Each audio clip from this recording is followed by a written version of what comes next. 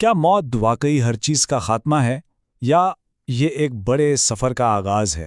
آج کے اس تجزیے میں ہم خودی کے ارتقائی تسلسل پر غور کریں گے جو موت کے بعد زندگی پر ایک اسلامی نقطہ نظر پیش کرتا ہے۔ شروع اللہ کے نام سے جو بڑا مہربان نہایت رحم والا ہے۔ السلام علیکم۔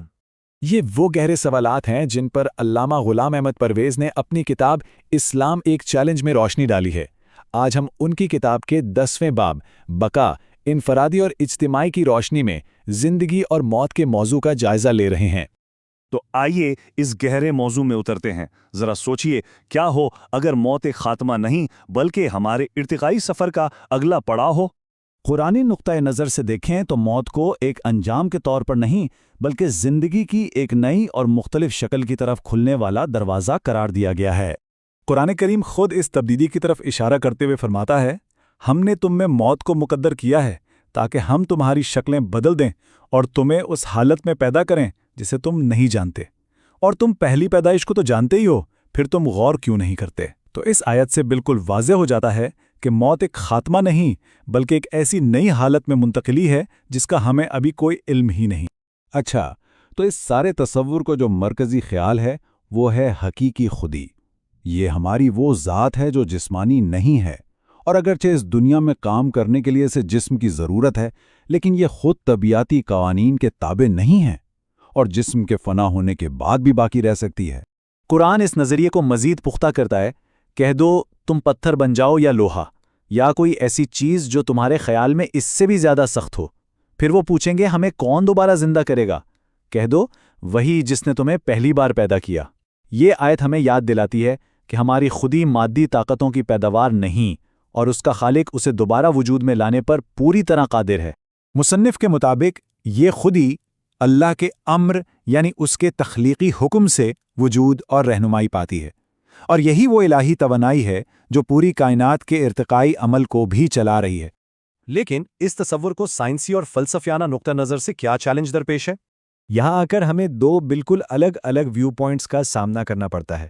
ایک طرف قرآنی نقطہ نظر ہے کہ خودی ایک غیر مادی حقیقت ہے جو جسم سے آزاد ہو سکتی ہے۔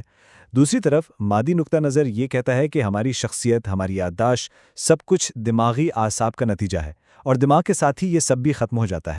تو مصنف اس تضاد کا حل کچھ اس طرح پیش کرتے ہیں کہ ہمیں موت کے بعد کی زندگی کو خودی کے ارتقائی سفر کا تسلسل سمجھنا چاہیے، یعنی بقا کوئی گارنٹی نہیں ہے بلکہ یہ وہ انعام ہے جو خودی اپنی نشوونما اور ترقی سے حاصل کرتی ہے۔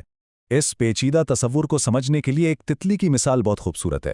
جس طرح ایک تتلی اپنے خول کو توڑ کر ایک نئی اور آزاد زندگی کا آغاز کرتی ہے، بالکل اسی طرح ہماری خودی بھی اس جسمانی قید سے آزاد ہو سکتی ہے۔ چلیں اس مثال کے مراحل کو ذرا دیکھتے ہیں۔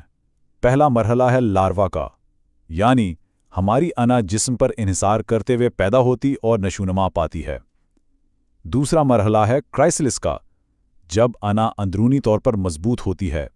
اور تیسرا اور آخری مرحلہ ہے امیگو یعنی تتلی کا، جب انا اس مقام پر پہنچ سکتی ہے جہاں وہ جسم کے بغیر آزادانہ طور پر اپنا وجود برقرار رکھ سکے۔ لیکن سوال یہ پیدا ہوتا ہے کہ اس ارتقائی نشوونما کے تصور کی قرآنی بنیاد کیا ہے؟ اس کا جواب ہمیں قرآن کریم میں ہی ملتا ہے، جہاں فرمایا گیا، تمہیں کیا ہو گیا ہے کہ تم اللہ سے کسی عظمت کی امید نہیں رکھتے، حالانکہ اس نے تمہیں بدتدریج مراحل سے گزار کر پیدا کیا ہے۔ یہاں جو لفظ اتوارن استعمال ہوا ہے، یعنی بتدریج مراحل، یہی اصل نقطہ ہے۔